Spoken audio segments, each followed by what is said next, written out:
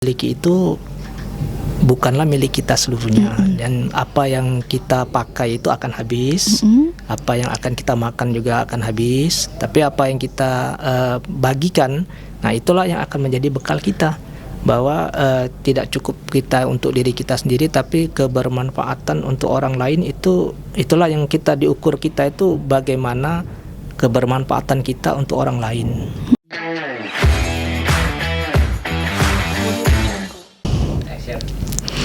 Assalamualaikum warahmatullahi wabarakatuh. Halo Sobat Zakat dimanapun berada, selamat datang di podcast Basnas Provinsi Sumatera Selatan. Ruang inspirasi tempat kita berbagi kebaikan dan menebar keberkahan, khususnya di bulan yang penuh berkah ini, yakni bulan suci Ramadan. Nah, hari ini kita akan membahas sebuah topik yang sangat spesial yang bertemakan tentang Basnas Perspektif Muzaki. Nah, kali ini saya sudah ditemani oleh seorang narasumber yang sangat spesial. Nah, beliau ini adalah Bapak Adi Sobari. Nah, beliau ini adalah selaku pegawai ASN yang rutin berzakat dan menunaikan zakatnya di Basnas Provinsi Sumatera Selatan. Nah, untuk membahas topik ini langsung saja kita langsung berbincang dengan beliau. Nah, langsung saja kita sapa sama-sama ya Sobat Zakat. Oke, Assalamualaikum warahmatullahi wabarakatuh Bapak. Waalaikumsalam warahmatullahi wabarakatuh. Oke Pak, gimana kabarnya Pak? Alhamdulillah sehat. Alhamdulillah. Bagaimana Pak perjalanannya tadi menuju ke sini? Aman biasa. Aman Lancar. biasa, tidak macet Pak? Aman lancar. Aman lancar, oke. Jadi sekarang cuacanya lagi panas mungkin Pak ya? Ya, kebetulan agak redup segini. Agak redup ya. Mungkin mau hujan sebentar. Mau hujan. Oke, tadi pagi juga memang hujan ya Pak di Palembang ini. Oke. Nah, untuk segmen pertama nih Pak, mungkin boleh diceritakan Pak sedikit gitu pengalaman Bapak berzakat ke Basnas, atau mungkin jelaskan dulu latar belakang Bapak sebagai muzaki yang rutin berzakat ke Basnas. Boleh Pak, silakan. Saya Adi Sobari. Ya. ASN di Pemprov Sumsel. Kira-kira berzakat dulu sudah 10 tahun yang lalu mungkin ya. Ketika saya masih di biro organisasi. Sebenarnya kalau kita pegawai negeri ini kan ada juga pemotongan secara langsung dari slip gaji. Tetapi itu saya juga merasa bahwa ada motivasi lain bagi saya untuk berbagi begitu kan. Jadi ada juga kepuasan batin bagi saya ketika bisa menyalurkan apa yang kita punya untuk yang membutuhkan. Makanya ketika meskipun kita dalam struktur itu ada pemotongan misalnya kan, itu kita tetap mengeluarkan di luar itu lagi, di luar penghasilan itu. Itu terjadi di biro organisasi sekitar 10 tahun yang lalu. Kemudian sampai sekarang tetap rutin insya Allah kami lakukan sampai sekarang di Dinas PMPTSP, Penanaman Modal dan Pelayanan Terpadu Satu Pintu. Nah, itu kira-kira yang latar belakang yang kita lakukan. Lalu apa yang mendorong Bapak untuk berzakat ke Basnas Pak? Ya, karena kita di sini Basnas itu adalah salah satu lembaga pemerintah yang sudah diberikan amanat untuk mengurus zakat sesuai dengan tupoksinya itu kan, dan kita berkeyakinan bahwa cukup terpercaya untuk itu, karena juga dari segi keanggotaan dan juga dari bagaimana penyalurannya itu juga sudah terpercaya. Makanya kita yakin untuk menyalurkan zakat di Basnas. Oke, Masya Allah Pak. Nah, lalu bagaimana sih awalnya Bapak memilih untuk menyalurkan zakat melalui Basnas Pak? Sebenarnya di era komunikasi informasi sekarang sudah banyak kita lihat kan gitu, ada banyak penyelenggara mungkin ya untuk zakat ini, baik yang pemerintah, yang swasta begitu, yang ini LSM gitu kan. Nah, karena kita dari pemerintahan, kita mengetahui bahwa Basnas ini kan adalah organisasi pemerintah begitu kan, bentukan dan dikelola secara profesional lah sesuai dengan tupoksinya, yang juga anggota-anggotanya adalah mungkin dari Kementerian Agama ya, dan juga dari masyarakat yang dipercaya. Makanya kita juga, karena kita dari pemerintahan, kita meyakini bahwa untuk menyalurkan zakat untuk terpercaya di Basnas bagi kami. Seperti itu ya Pak. Ya. Oke, nah lalu bagaimana pengalaman Bapak selama menunaikan zakat di Basnas? Apakah ada hal-hal yang membuat Bapak merasa semakin yakin gitu menunaikan zakat di Basnas? Ya, pertama kita kepercayaan. Yang kedua memang yang kita agak lega itu ketika kita menyalurkan zakat itu kita bisa melaksanakan langsung. Sebenarnya banyak cara kan, ada transfer gitu kan, Ya, ada betul. juga yang pakai QRIS kan. Nah, sekarang kalau saya lebih afdol itu kalau seperti ijab kabul begitu kan, dengan petugas zakat, dengan petugas amilnya yang ngumpul. Jadi kita bisa berbicara langsung berinteraksi dengan petugas kan. Nah, itu bagi kami itu lebih afdol bagi kami dan lebih serak bagi kami ketika kita menyerahkan apapun itu secara langsung. Berarti Bapak langsung datang ke kantor Basnas, betul Pak? Kita secara manual datang, meskipun memang ada transfer, ada ini kan, ada itu mempermudah untuk berzakat tadi.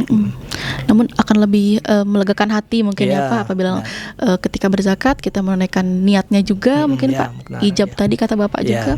Ya, saya rasa memang lebih afdol seperti itu sih memang. Cuman kehadiran platform di sini emang lebih mempermudah untuk yang jaraknya jauh mungkin Pak, apabila terkendala transportasi mungkin dan jarak juga waktunya kan. Jadi sesimpel itu apabila ingin menunaikan zakat melalui online gitu. Nah, jadi apakah ada program Basnas yang menurut Bapak paling berkesan nih Pak? Sebenarnya banyak itu kan, setiap akhir tahun itu ada laporan ya kan. Ada laporan yang terinci berapa kita keluar. Sebenarnya kita tidak pernah menghitung lagi kan, karena itu memang kita merasa lega untuk itu kan, kita tidak akan menghitung apa yang kita keluarkan. Memang itu kewajiban kita.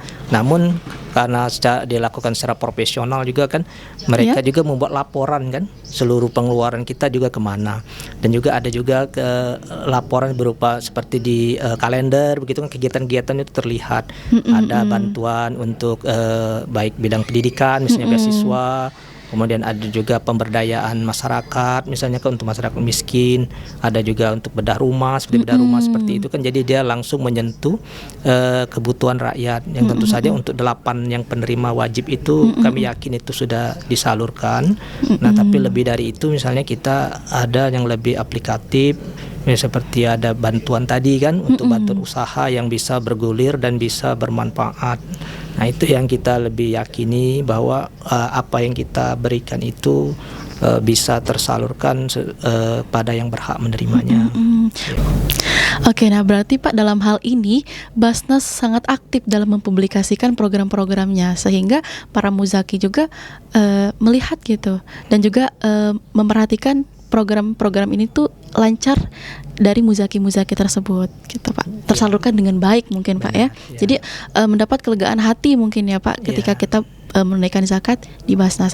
Nah, ini Pak, kenapa Bapak lebih memilih lembaga zakat dibanding lembaga-lembaga lain yang ada juga kan penyaluran zakatnya, pengumpulan zakatnya, itu gimana Pak? Ya, itu tadi kita transparansi itu lebih utama kan, transparansi dan keterbukaan informasi itu penting. Makanya ketika kita tahu kemana misalnya itu kan, kita menjadi lega begitu kan, oh begini memang memerlukan. Nah, jadi memang maaf kalau yang lembaga lain kan mungkin bisa juga kan, tetapi karena ini lembaga pemerintah, kita lebih percaya begitu kan, kita juga dari pemerintahan, jadi kita merasa lebih pas di sini untuk menyalurkan zakat kita, zakat, infak atau sedekah kita. Yang ya itu tadi, kalau yang selanjutnya bahwa apa yang disalurkan itu dikomunikasikan dengan baik dengan muzaki, dengan itu juga menjadi ajang promosi lah dalam tanda kutip untuk para calon-calon muzaki yang ingin berzakat di Basnas begitu kan. Dengan kita melihat oh begini misalnya kan, dan seperti marketing lah gitu. Kalau misalnya kita ini kan, kalau yang baik itu bisa dilihat begitu kan dari apa yang telah dilakukan. Nah, makanya saya secara pribadi memang lebih serak ke Basnas untuk menyalurkan zakat, infak ataupun sedekah. Oke, nah Pak. Oke, sekarang ini sebagai seorang muzaki, Bapak menempatkan sebagai seorang muzaki nih yang telah berzakat melalui Basnas. Apa pesan yang ingin Bapak sampaikan kepada para pendengar, terutama mereka yang mungkin masih ragu untuk berzakat? Nah, ini juga untuk sobat zakat ya yang masih ragu-ragu ingin berzakat ke Basnas. Gitu. Nah, ini kita langsung mendengarkan dari muzakinya langsung nih, gimana Pak? Ya, bahwa harta yang kita miliki itu bukanlah milik kita seluruhnya, dan apa yang kita pakai itu akan habis, apa yang akan kita makan juga akan habis, tapi apa yang kita bagikan, nah itulah yang akan menjadi bekal kita, bahwa tidak cukup kita untuk diri kita sendiri, tapi kebermanfaatan untuk orang lain, itulah yang kita diukur kita itu bagaimana kebermanfaatan kita untuk orang lain sesuai dengan kemampuan kita, begitu kan? Iya Pak. Jadi, tentunya kalau kita menyalurkan apa yang Allah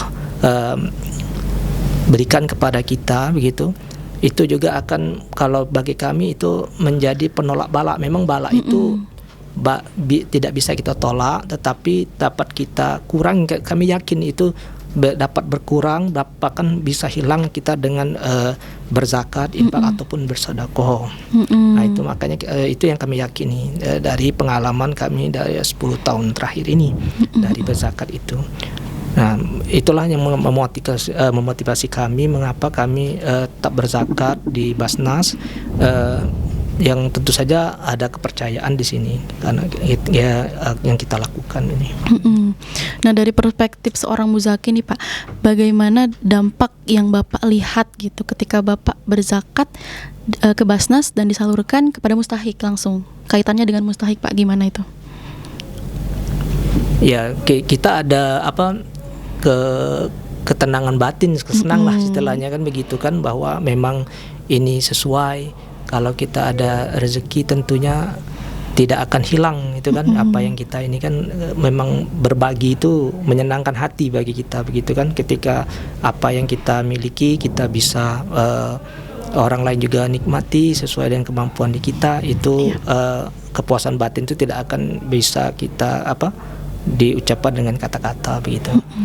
Nah, tentu saja untuk calon yang di luar sana, misalnya kan untuk yang berkecukupan, janganlah menunggu sampai kita ada uang dulu, begitu banyak. Kalau saya ini ya, kalau sedikit ya tentu dengan sedikit kita kan. Jangan kalau kita ada lebih tentu kita lebih. Kalau kami itu benar-benar sesuai dengan kemampuan. Oh ini banyak, tapi tetaplah disisihkan sebelum kebutuhan yang kita ini kan kebutuhan banyak. Keinginan lebih banyak lagi. Jadi kita akan membatasi yang mana kebutuhan, yang mana keinginan. Nah, kalau kita anggap bahwa berzakat ini adalah kebutuhan, tentulah kita sisihkan dulu, baru kita menempatkan keinginan dalam kehidupan kita.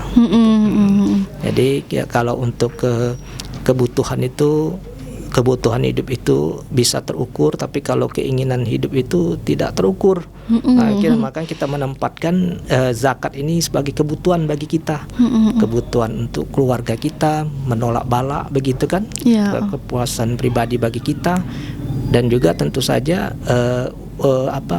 kita ada maksudnya ketenangan batin untuk kita apabila kita bisa menyalurkan zakat itu. Banyak sekali manfaat yang dirasakan terutama oleh Bapak sebagai muzaki di sini ya Pak ya. Langsung kepada mustahik yang dirasakan gitu. Nah, itulah tadi alhamdulillah teman-teman Sobat Zakat, Masya Allah sekali perbincangan kita hari ini seputar zakat, dan langsung bersama muzaki kita pada hari ini. Terima kasih Bapak Adi sudah atas waktunya dan kisah inspiratifnya seputar zakat dan juga sebagai muzaki. Nah, semoga semakin banyak muzaki yang sadar akan pentingnya zakat dan memilih Basnas sebagai lembaga untuk penyaluran zakat. Nah, lalu terima kasih juga untuk para Sobat Zakat yang sudah setia mendengarkan podcast Basnas.